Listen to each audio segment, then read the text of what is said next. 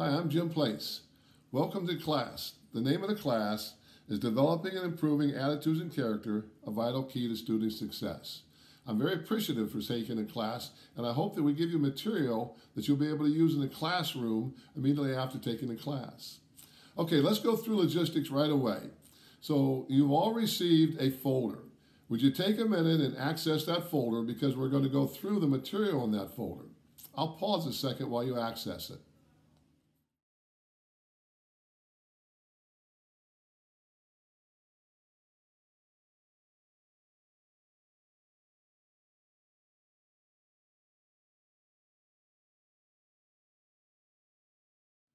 Okay, the material in the folder is in the order that you're going to use them. The very first thing is a PowerPoint. Now you don't have to use that, but I will follow that PowerPoint all the way through it, and you'll see little lines there for you to take notes if you actually run the PowerPoint off. Now the advantage of doing that is the paper is a reflective paper.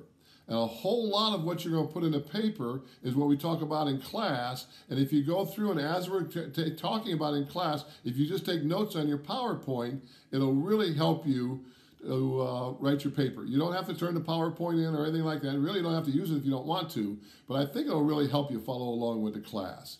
Now, a sheet that is very important is the second sheet in your folder, and that is called the class information sheet. Okay, the class information sheet looks like this. Now I'm going to go through it point by point and explain everything in great detail. I'll pause for a second and let you get out of your folder.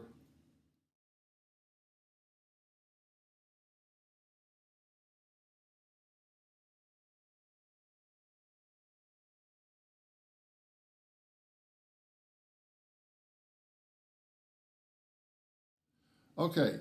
Let's begin right away, and I'm going to read down through it and just go through it point by point and make sure that you understand it. Now, if you don't understand anything at all, just email me. I'm going to go through that later. I don't want to be any vagueness about anything at all, the money, paying the tuition, how you get your grade, how you get a transcript, all of that. Please, if you got any question at all, just send me an email, and we'll do everything we can to try and help you understand that. You know, we've had over 6,000 students take one of these character education classes, and we've had problems, quite obviously. You have 6,000 students, you're going to have a problem here or there, but we've never had a problem that we haven't been able to address, and really address quite simply. Just email us and we'll do it. First of all, you can take the class for 1 credit, for 2 credits, or for 3 credits. That's up to you. The one thing that I do recommend is this. If you are going to stay in the field of education for an extended period of time, I think there's a pretty good chance that you're going to need graduate credit somewhere down the road for whatever, a pay raise or something along your IPDIP requirements or anything like that. So I do recommend you take it for 3. It really doesn't matter to me. The additional work, I don't think, is that great a difference between definitely between 1 and 2, or 2 and 3. I recommend if you only need 1 credit and that's all you need for your last certification, take it for 1 credit. Or you just feel comfortable doing it for 1 credit, take it for 1 credit. But I really and truly think that a lot of people, you're best off taking it for 3. I've had situations where students in the past have taken it for, say, 1 credit and then sent me an email saying a year later, saying, hey, I need 1 more credit. Do you care if I do additional assignments to get that credit? The answer is no, that once it's in the book, it's in the book. Now, you'll fill out a registration form, and I'll go over that with you later, how to fill out the registration form. Actually, I will send you an email with the registration form telling you how to do that. But for right now, when you fill out your registration form and then later you want to change it, you have until the end of the semester to change it. After that, once it's in the books, you can't change it. So if you want to change between now and the end of the semester, you can change it. Just send me an email. If you don't do it, but once it's in the books, though, you can't change the number of hours that you take. All right, let's talk about payment. It is $200 per graduate credit, and these are University of Dayton graduate education credits. So therefore, you can figure this out, but for 1 credit, it's $200.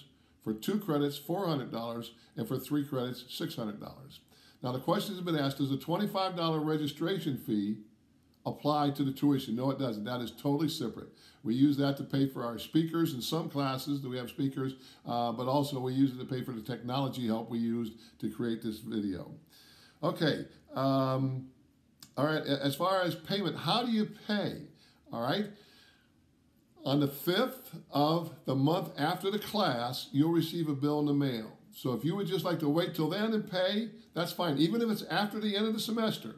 If you want to wait till the bill is mailed to you, that's fine. You'll be, if you have not paid it by that time, the 5th of the month after the semester ends, you'll get a bill in the mail. And I'll go over those dates with you. I'll go over all the dates at the very end of this logistics part of the presentation. All right, if you want to pay it right now, you want to get it out of the way, all right, you can go log into your UD account, and I'm going to talk about that in a second here, and then you will just print off a bill, and then you'll pay it that way. All right, how do you get a UD account? Well, some of you have already taken classes at UD, and you have one, so you know your password, your login, and your password.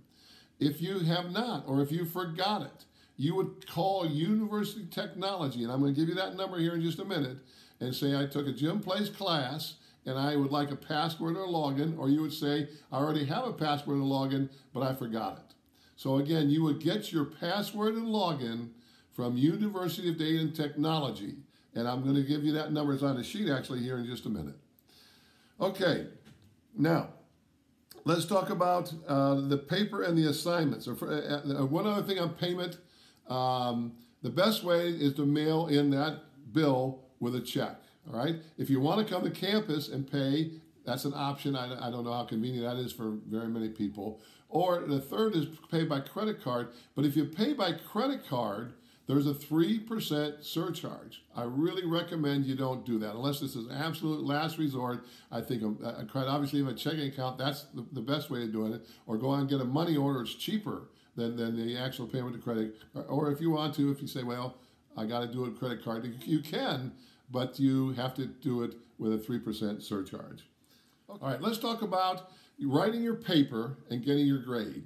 All right, on your sheet here, you'll see the requirements for the paper, the font, etc. I'll just let you read that, okay? The main thing we ask is, you're all educators, make it professional. Don't send in a paper that quite honestly, we've got some papers in the past that have been a little bit embarrassing. They've been like, triple spaced and 18 font and things like that. You'll see the requirements there, just basic requirements. Okay, let's talk about your grade. First of all, this is a pass-fail class, all right? It is a full University Data class. It is not a workshop. So you will not, I can't anticipate any way that you'll have any problems with your HR department, certainly not with ODE. This is a class, not a workshop. That has been a change that we made recently. Okay, so your grade, again, pass-fail. Let's talk about how you receive your grade. There's two ways. At the end of this semester, and I'm going to give you those grades here at the end of the logistics period, those dates, about 10 days after that, you'll be mailed a grade report. A grade report is not a transcript. So if all you need is for your HR department, you might be fine with just the grade report. If you have to submit for certification with the Ohio Department of Education, ODE, you need a transcript, which I'm going to talk about next.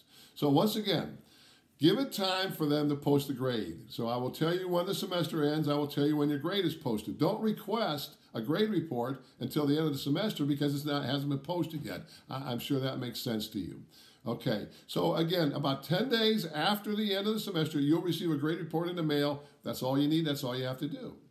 If you would like it sooner, so the semester ends, I want it the very next day, log in. You know your password, you know your login, you know your password, go to UD Porches, okay, and log in, and you will be able to print a grade report. All right, now let's talk about your transcript. On your sheet, it tells you where to go to order a transcript. All right, so you will go to that website. It costs, there's a very, very minimal fee, but you will go there and you'll request it. Your transcript would be sent directly to either HR department and or the Ohio Department of Education. They send it directly, or if you want it sent to you, but remember this, if it's sent to you instead of directly to ODE, it's not official transcript anymore. Once it crosses your hands, you have to have it sent directly to Columbus, and all that's explained on the form that you'll fill out. All right? Now, at the bottom of that sheet, it says if you have any problems, just email me. And there's my email address, jimplayservices@gmail.com. I assume since you're watching this that you're not going to have any tech problems, but Carolyn and I, Carolyn is Carolyn Heller, my daughter, who plans these classes with me, we've hired a tech person, and he's really good. His name's Kyle Mack. So if you have any technical problems, send me an email. We'll get with Kyle, and we'll make sure that any technical problems are taken care of. The last thing on this particular sheet is the number for UD Tech. So that's the number you would call to get your password and login. And again, to access your account, you would go to something called University of Dayton Porches. And on that would be your individual account. Okay, let's go to the next sheet in your folder, and that is called your class overview. So I'll pause for a second, let you open up another folder, and may hopefully run that sheet off or have it for your access to read. Okay, this is what the sheet looks like. Class overview. We're going to skip down to the part that says, because at the top is a general explanation, hours requirements and for 1 credit. So for 1 credit, if that's all you want to take it for, here's what you have to do. You have to watch this entire 6-hour video, and you have to complete the worksheet as you go. All right, so that should be fairly easy to do. So do the 1 hour and complete the worksheet. All right. The worksheet will ask you to do 2 things. Number 1, you're going to email me. I should say you're going to email me 2 things. Email me 1 question from the video. So very simple. I have a question or a response. Here's a question from the 6 hours of video that you're watching that you should email me. I have a response to the 6 keys to good attitude. I have a response to the causes why we don't spend more time on character education. Just any question at all. Then we're going to use that on our virtual night. The other thing is, in just a minute when I get to the bottom of this sheet, I'm going to go through articles that you can read. You are to read 3 articles and write a response to each of those 3 articles. Your response should be 100 words for each article. So again, read 3 articles, write a 100-word response to each one, include it with your question, and email that to me before the virtual night. So just to make sure you're not confused, what you'll do is, after you watch the tape, you'll write 1 question, you'll read the 3 articles, you'll write your response, you'll email me that, and then that's all that you have to do for the, there's one more thing. The other thing that you have to do is you have to participate in the virtual night, and I'll give you that date at the end here. All right, what is a virtual night? You'll spend the first hour and a half, 90 minutes, in groups. And if you look on the sheet, you'll see what those 6 groups are. You can log into any one of those groups. You can't jump. But once you log in, you will enter a discussion, and we put you in groups with closest people as possible. What you do is possible. You'll have a question sheet that I will email you, and you'll just go around the group. And you'll say question 1, and everybody will give their opinion. Question 2, everyone will give their opinion. During the night, I will jump around from group to group. And I'll just come in and say, how's it going? I'll take attendance in the group and everything like that. So once again, let's go through the requirements for 1 credit. You watch the 6-hour video, complete the worksheet, send me your question and response to 3 articles, and participate in the virtual night, and you have your 1-hour credit. So no problem there. All right, let's continue on the sheet. How about 2 credits? For 2 credits, you'll write a 6-page reflective paper and mail that to me by the assigned date. And I'm going to go through dates here at the end of the presentation. So again, a 6-page reflective paper that you will email, or you will mail, not email me. So, but send it through the postal service so that it comes to my house by the assigned date. And then you have 2 credits. So to do 2 credits, you have to do everything for 1 credit, plus write the 6-page paper. Now, something that I'm going to do to help you with the paper is I'm going to give you suggested questions. And just in a few minutes, I'm going to go through those questions with you and explain that. So it's a 6-page reflective paper. Now, for 3 credits, you will see on your sheet that we have given you options. All right? Each one of those options should take you approximately 15 hours. All of the options are hands-on. They are not research-based options. All right? Every one of the options, you have to write a 2-page paper. All right? So when you actually mail in your class requirements, you're going to mail in your 6-page reflective paper and your 2-page response paper to one of these assignments. Again, they're all hands-on. I think the nice thing is you get to choose which one you want to do. And when Carolyn and I were setting these up, we worked backwards. We said, what would educators do that we think would really apply to make them a better educator, to help them in their classroom? And that's how we set these up. So 3 credits, do one of these activities, write a 2-page response to what you did, include that with your 6-page reflective paper, mail it to me, and you're done with the requirements. All right, once again, any questions, let me know, but all of those are on the sheets that are attached. Okay, let's take a minute then and open the next page in your in your handout, your Google Classroom, all right? And that is the requirements for the paper. So I'll pause for a second, let you get that.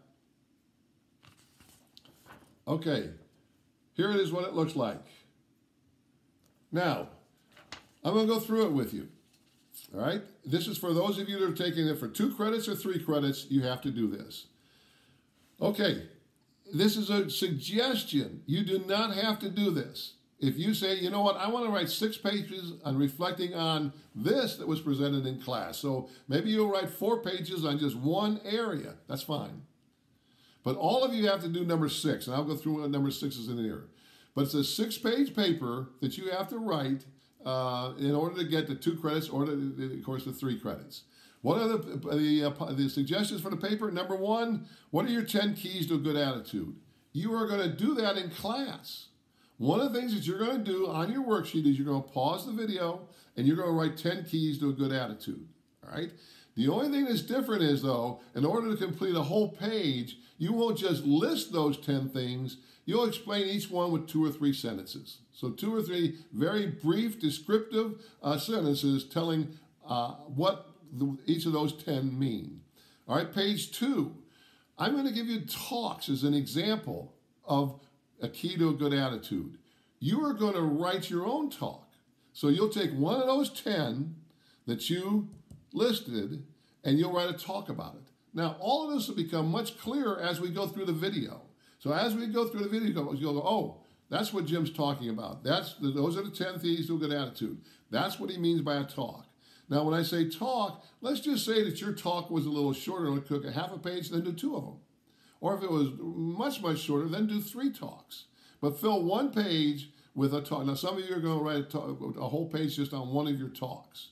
All right, number 3 is almost exactly the same as number 1, except it's 10 reasons why someone would be in your class. As simple as that, okay? Very similar. You'll understand it when we go through. And what you do is not only list it, but you'll explain it in 2 or 3 sentences. You will do that on your worksheet when you watch this video. Number 4 is write a story on one of those. So now, pages 1 through 4 are all things that you basically are doing while you're watching the video and filling out your worksheet in class. Number 5 is a little different. We started doing this about 3 or 4 years ago and really found some advantages to it. It was actually suggested by someone who took this class. All right, meet with one educator who has not taken one of these classes and tell them about the class. What was their reaction? Spread the character message. So meet however you can meet. It can be a phone call, okay? It can be a FaceTime. But meet with another educator, talk to them and say, listen, this is what I worked on in class. This is what was presented in class. Get their response, write a 1-page paper, 1 page on that, and that's page 5. All right, page 6, this is the most important. Everyone has to have this in their paper. Write about implementing what you've reflected on today, reflect upon the class goals. So I'm going to go through class goals on the video. So one of the things that you're going to do on page 6 is reflect on those goals, but here's the most important thing. What did you get out of class? That is the most important thing that I want to know in your paper is, are you a better educator because you took this class? Is there something about you or something you're going to do in class that's going to make you a little better teacher or counselor or administrator, whatever your particular role is? That's what I really want to know. Now, if you'll look over this, most of this will be presented in class. It is a reflective paper. It's not a research paper. So you sit down and you just start taking things from here to here and you write your paper. Okay? All right. The next thing in your Google Classroom is your class worksheet that I've been referring to. So I'll pause just for a second and let you get that out and either have it in front of you or run it off, whatever you want. Okay, and it looks like this. All right, throughout the video, I'm going to say answer on your worksheet. So you probably have you have to have a separate piece of paper. All these questions. All these questions tie into your paper. So almost all of them are things that you're going to reflect upon in your paper. So not only the activities, but actually as you're working on these, you'll write your paper. So my hope is that you have a separate paper, you're making all your notes, you're filling out all the questions here. That's basically the outline for your paper. In other words, just take that and convert it into a paper. Now, once again, at the bottom there, it does tell you what to email me. One question, and then the 3 responses to the articles. Included with this are the different articles that are options for you to read. Again, you read 3 of them and 100-word or more response to them. All right, the other things in your Google Classroom are all handouts that we will use during this class. Okay, now let's go over the specific dates for this class. First of all, Friday, June 12th. Before then, you are to email me your one question, any question you want to ask me about something on the video, and then your response to 3 of the articles that you picked. You were given a list of articles that you could pick, just response to 3 of those. That is a class requirement that you email me that. All right, the next thing is the one time that you have to commit to being everything else you do on your own, but you have to commit on Tuesday night, June 16th, from 6 to 9 to be part of the virtual class. That is a class requirement. You have to do that in order to get credit for this particular class. Okay? The next thing is I have to have your assignments in my hand by June 24th, which means you have to postmark it, let's say, by June 22nd. Now, those of you that are working on the class for 3 credits, remember you have to do the 1 additional assignment, okay? You can start on that right now. Go ahead and start on it. You can read your book or do your community service or do whatever it is, any of the ones that you selected. Start on it right now and get that done, all right? But by June 24th, I should get in the mail from you your 6-page reflective paper. If you're only doing it for 2 hours, that's all you have to do. But if you're doing it for 3 hours, your 6-page reflective paper plus the 2-page response to the activity that you did. Now, something you should be able to figure out right now, the university requires 15 hours per credit. So for 1 credit, you're doing the 15 hours of the watching this class and doing the worksheet, okay, and then going to the virtual class. For 2 credits, you're writing the paper, and for 3 credits, you do the additional assignment that you picked. All right, your grade will be posted on July 1st. So if you want to log in on July 1st, print your grade, you got it. You're all set, okay? You also want to print your bill also. You got to make sure you pay your bill, all right?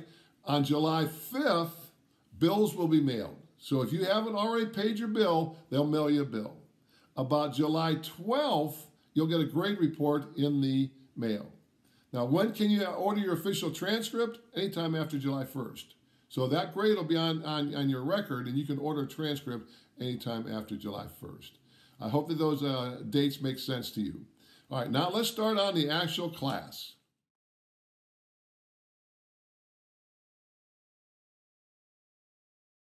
This class will have 3 levels of learning. The first is information from me. I'm going to present my ideas, my philosophies, how I've done things for the past 51 years as an educator. My purpose for presenting that is not to say, do it the way Jim Place does it. My purpose is to challenge you to reflect upon how you do things.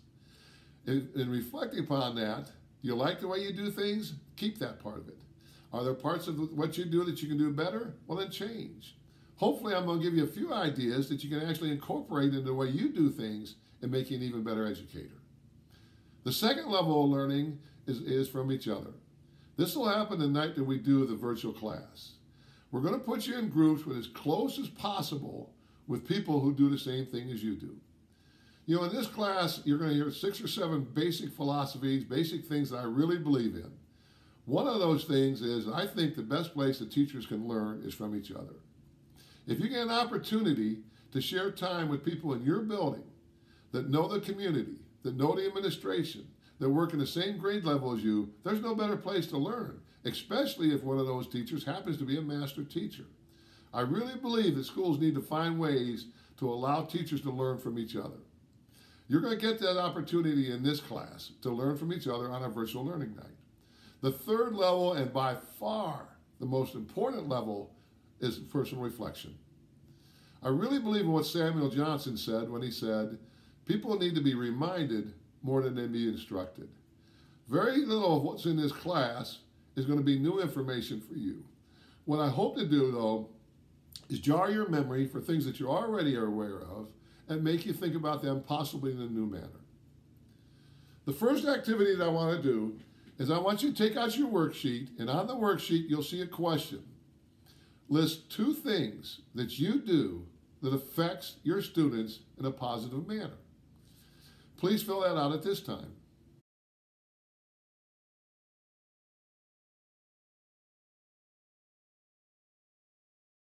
Now, I would like you to complete the next question. The next question is, list 2 times that you know that you've had a positive effect upon a student. It would be nice if that student or a parent came to you and actually thanked you for that. That's a wonderful feeling. I think it's better than any paycheck you can ever get.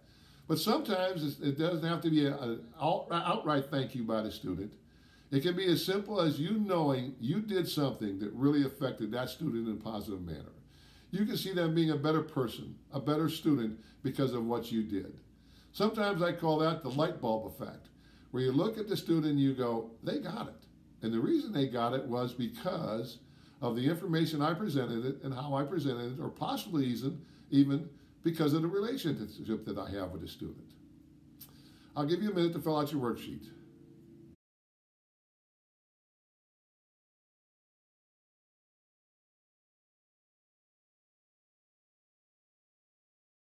Welcome back. You know, I do this exercise in my face-to-face class, and I walk around and I love watching the educators do that activity in face-to-face. Some of the things that I see is, number one, how much educators enjoy each other. Educators are good people. They got in this business to help other people. You know, sometimes we get swamped by so many negative things that we forget why we got into business in the first place. Educators are great people, and they love interacting with each other. The second thing that I see is that how seldom teachers get to interact with each other face to face and just talk about simple things that make a difference in students' lives. You know, that entire exercise, when I do it in class, I time it very precisely. So each question, I give the educators 3 minutes, a minute and a half to share with each other, and I make them move. We do 4 sections. We do an introductory period. The entire exercise takes 15 minutes. You know, you think about those 15 minutes and how much educators get out of it. I think every administrator would be smart to start an in-service meeting by doing that exercise. Every in-service meeting. Now, let me qualify that. I don't think they should do it at faculty meetings. You know, I get to speak a lot, and this is just a side note. I try never to speak to faculty meetings. The one thing I find about faculty meetings is they're generally for giving teachers information as opposed to sort of professional development. That's my opinion. Most teachers, when they go to a faculty meeting, they've worked an entire day, they want to go home, they want to go out and do their extracurricular activity if they're doing that at school.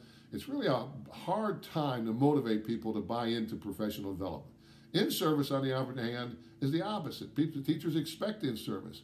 I would love to see every administrator start the in-service with that short 15-minute exercise that you just did on your worksheet and that you'll do on digital night. You know, as a suggestion, why don't you go to your administrator and suggest it? You know, one other thing about that exercise, it's amazing how much teachers can learn from each other. You know, at all of my classes, teachers have to write a paper, and they have to tell me what they got out of the class.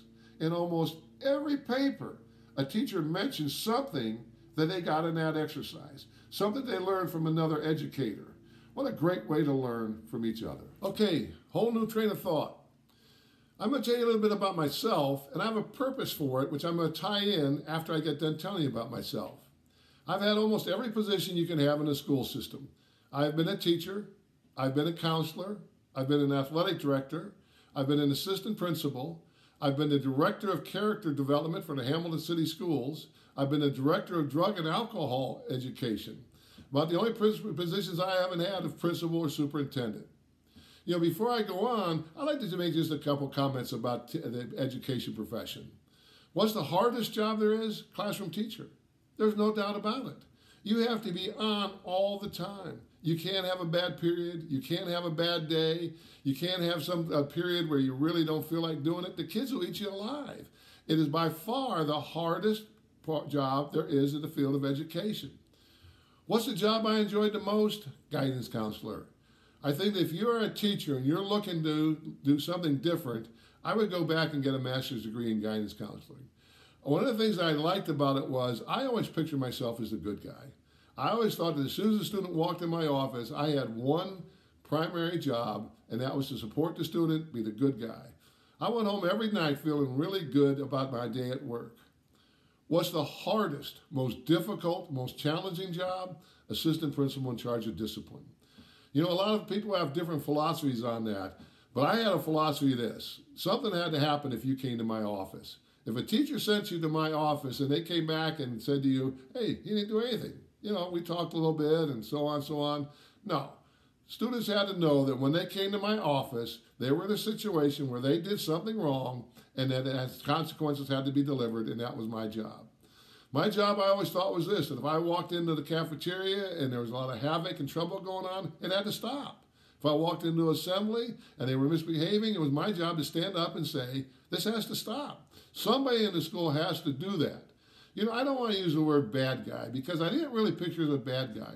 Every time a student came to my office, I did use it as an opportunity to say, this is what your behavior was. This is what the consequences are. Those are non-negotiable in my book. And then how are we going to change it? And then that was the best part of it. But still, that actions and consequences, I went home every day a little bit beat up. You know, it's just not fun. You're disappointing people. And if you don't do it that way, you're not doing the job you were hired to do. You're not supporting teachers the way you should do it. So those are my philosophies on it. You know, one thing about being an assistant principal, though, my mentor, a man named Billy Smith, when I was at Stebbins High School, told me, Jim, if you ever want to move up in the education profession, you should be an assistant principal in charge of discipline first. You have to understand that element of a school in order to make rules, to make function. That's one of the main things that you have to do. I always took that in mind. I never wanted to move up the profession, but if I would have, I would recommend someone do it for a short time. Billy said, do it for a short time and then get out of it because it'll wear you down. Some people are energized by it, but I always thought that was a tough job and I liked moving on to something else. You know, all through my profession, one thing that was constant, I was always a football coach. Every position that I took, and I moved a number of times, I was a football coach plus a teacher, or plus the counselor, or plus the director of drug and alcohol education. Football was a passion of mine. I loved doing it. But you know what? There were a lot of times in my coaching profession where I sat back and said, why am I doing this? You know, if the pay is not that worth the amount of time, why am I being a football coach? And I would ask some of my coaching friends, why are you coaching? And I found some of them said, I love drawing and plays. You know, those guys are fun to go with because you sit down in a restaurant with them, they grab a napkin and you just start drawing plays and it's fun and you see the passion those guys have for drawing plays. You know what? It's part of the profession. I like doing it.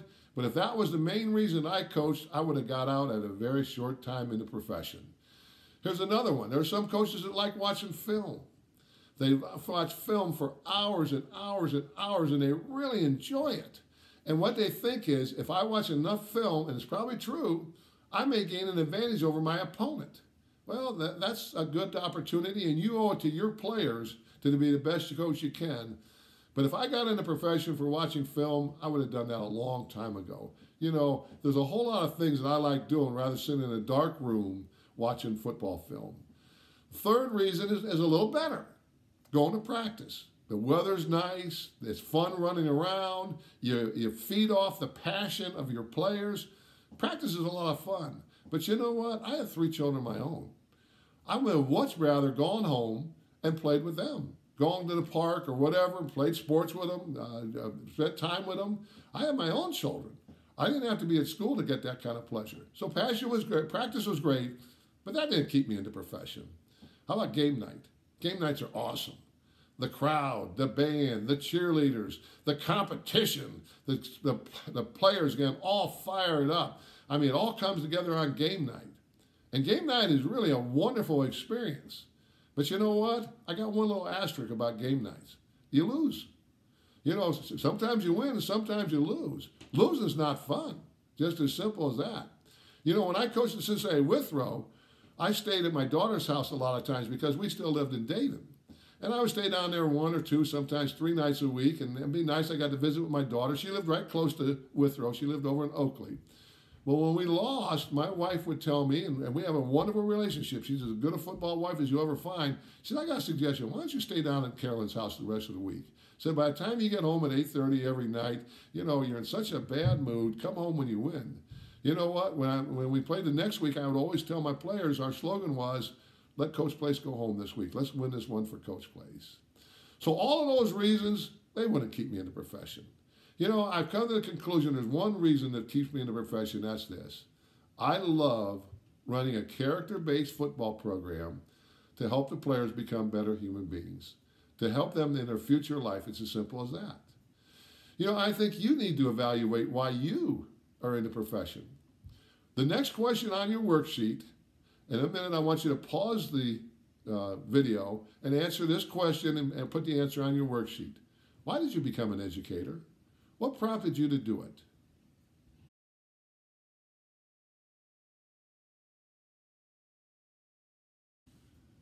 Welcome back. How many of you have done that before? How many of you consciously have thought about why you became an educator? How many of you have taken the time to write it down? You know, one of the educators that took my class told me about something she did, and I just love it. She wrote that down, laminated it, taped it to her desk, and she said she looks at it every time she starts to get frustrated. Of course students cause us problems. They're young people. They're going to cause problems. There's going to be challenges. But you need to continually come back to this idea. That's why I got into this business in the first place. I got into young people who are having problems, help them deal with their problems and find good solutions. I got in this business to help them become better people. Every time that you're faced with a challenge, that's just an opportunity to reconnect to why you got into business.